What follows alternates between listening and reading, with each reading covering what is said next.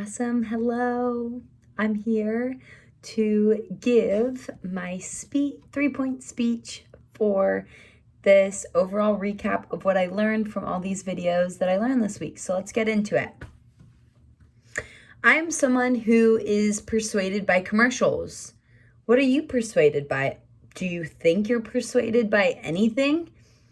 These simple questions may seem easy to answer, and a lot of you may say, I'm not persuaded by anything. People can't persuade me.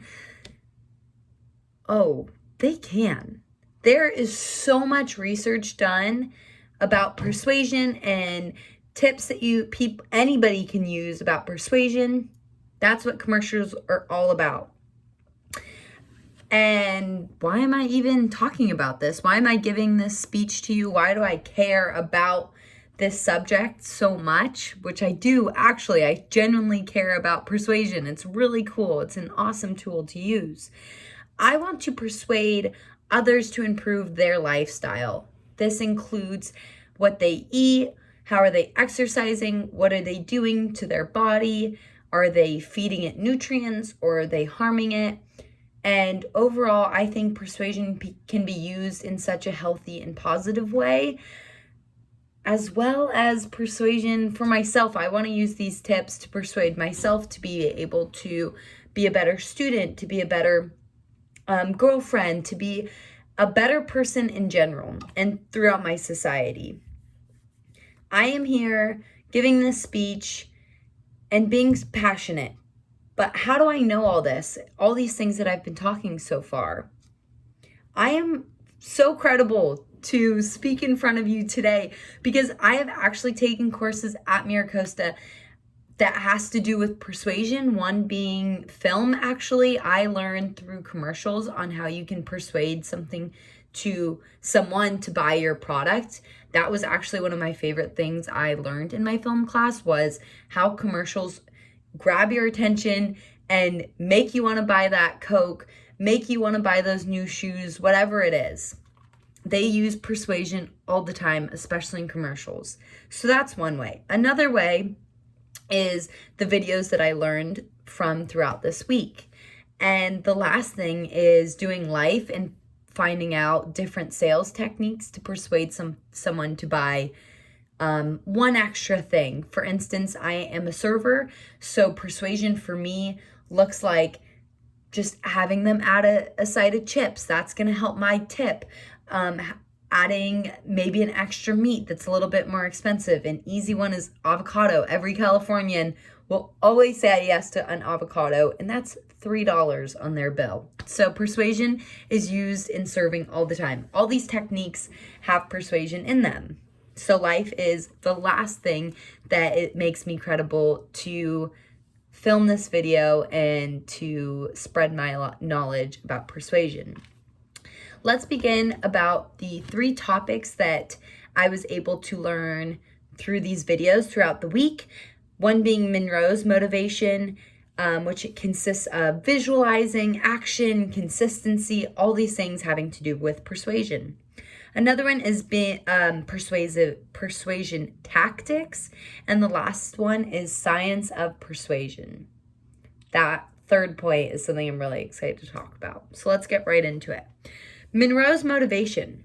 Why is Monroe's motivation so useful?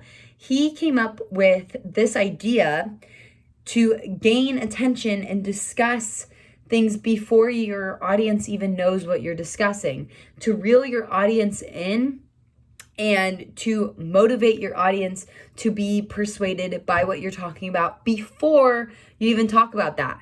So that is going to be a lot about what happens in the beginning of anyone's speech.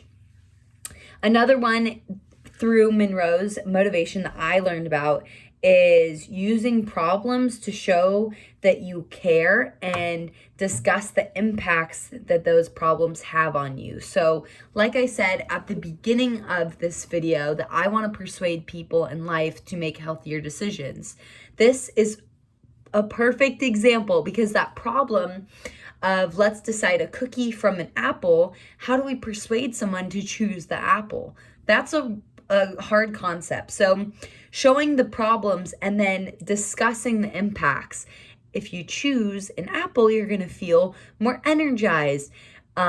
That's Earth's natural way of brushing your teeth, those kind of things. And then the problem is, if you decide to eat the cookie, then you're going to train your brain that it is okay to have a cookie every day, even though it's just that one time you say yes to a cookie, then you want more. So this idea of showing them to discuss these problems and how they impact your life, discussing those impacts, and almost tricking your audience to go to your side. That's awesome. Even Johann Hari, the person that I chose for my speech to do on, he discussed about drugs and how the persuasion of how the society moves in one way towards how we treat these people to another. And he uses so many persuasion tactics of the benefits and also these problems that we have in our society based off of these people that use drugs. That's just one amazing thing that I learned from Monroe's motivation. Continuing on with this idea, the action then discusses the problem to be improved. So this idea of action and how the problem can be improved, this is similar to the cookie apple situation that I just discussed, except for it goes even farther on how people treat each other day to day, how we impact each other's lives, and how we don't truly know them, nor should we should discuss the problem at hand to improve ourselves. This persuasion idea of making our society a better and better society in general. Now, let's begin on talking about the second point of persuasive tactics. And for a while, I stared at this persuasive. So there is actually a comma in between that, persuasive tactics. What does this mean? Because I had a hard time figuring it out, even though the video is very informative and the gentleman in the video obviously knew a lot, wrote his own book, all those good things. He knows quite a bit. So the audience needs to agree with your message before they encounter it. The audience needs to agree. So they need to already be on your side before your message is encountered. This is a tactic that has been used over and over again. It's the same thing with commercials where you're scene of Coca-Cola, someone opening the bottle and drinking it. And then at the very end, you see the Coke label and you see, oh, they're trying to sell me on that. No, you already are so hooked on that Coke before you even know that you're trying to be manipulated or persuaded to get the Coca-Cola bottle. It's the same idea if you've seen the animal commercials where you see all these sad animals and you're like, your heart's melting, and then at the very end of it, you're like, oh, you need to pay and you need to help adopt these animals. And then you're like, oh, okay, so you're already persuaded before you even know what cause it is. You just see these cute dogs that need help. So I love his persuasive tactics. I love the way that he went off of it and he described this whole idea. Now, the science of persuasion. This is my third and last point, and the one that I'm most excited for because I got the most out of it.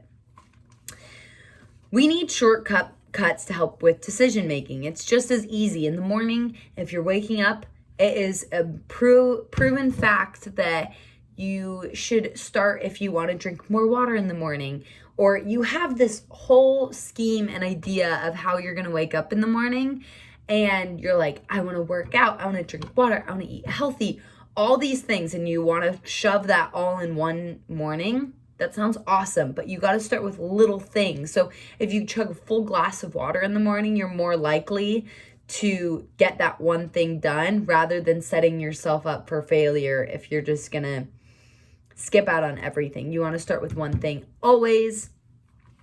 So they go into all these different ideas of people want more of those things they're less of. So this whole concept of that there's one brownie left and there's 10 cookies left. You're going to choose the brownie because there's less of that thing and that thing's going to be out of. So it's more of like a scarcity. People want something that they can't have anymore. People want the last thing, the last ticket, whatever it looks like. There's so you can persuade people by putting one brownie out and like 10 cookies if you're trying to sell those brownies, even though you have a stack of them in the back, whatever that looks like for whatever you're trying to persuade people on. The idea of scarcity, and then they go on to authority, like how we follow people if we feel like they're credible, always putting your credibility in front.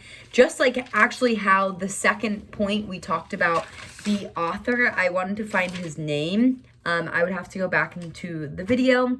I already did my outline though. So through his video, he gave his credibility on he's an author. He's been doing this for years and years. He's giving this, he's making an image for himself where I'm like, oh yeah, he's credible. Just like how they explained in a doctor's office, you have a credential put up there and more people will follow you if you have that credibility up on the wall where people can see it. Then they go on to consistency and liking and consciousness, where people will look to the actions of others to determine their own. That happens to me all the time. Oh my gosh, when I'm up in the front of the line about to order my food and my boyfriend or my friend, my sibling, whoever it is ordering in front of me, and they are so confident when they order, and I see their plate come out and I'm like, why didn't I order that? Or you're in line about to order something and you see some food go by and you're like, wait, what's that? And then you end up ordering whatever that is because you want to follow others. You see what they have and you're like, oh my gosh, yes, I'll do what they have. I will have whatever they have. And so they keep going on to this whole idea, and wow, I just learned so much about the science of persuasion. I didn't necessarily, I knew that there were tips, but the fact that there's a science, like there should be a whole subject based on this idea of persuasion because it's such an amazing tactic. And I think a lot of people use it in a positive way, but also I've seen a lot of people use it in a negative way to persuade people, like I said, to get a Coke, which Coke maybe isn't the most healthy option. So more scientists, more amazing, smart, educated people in the world need to learn these tactics to persuade others like me to make better choices. Now, in conclusion, all that we've summed up today, we talked about so many things. We talked about the Monroe's motivation, visualizing, action, consistency, how we can persuade others, the persuasive tactics. We can show gain attention, how we start at the beginning of our speech to gain that attention and to persuade others based off of credibility. Things like that, having others have a water bottle that you're trying to sell. You're drinking a water bottle while you're upstanding. Persuading people to buy something. We talked about a lot about commercials because that is the most educated thing that I know about persuasion, and it's an easy thing, just like our Instagram ads. All of that boils down to persuasion. So now that we learned all about that, I hope that you were able to get out of this that I am passionate about this. I want to make an impact, a healthy impact, and I want to persuade more people to make better choices. And last but not least, that I learned so much through these videos, and I am so grateful that I was able to watch them and digest this and have my own thoughts and reasoning behind persuasion. Thanks for tuning in.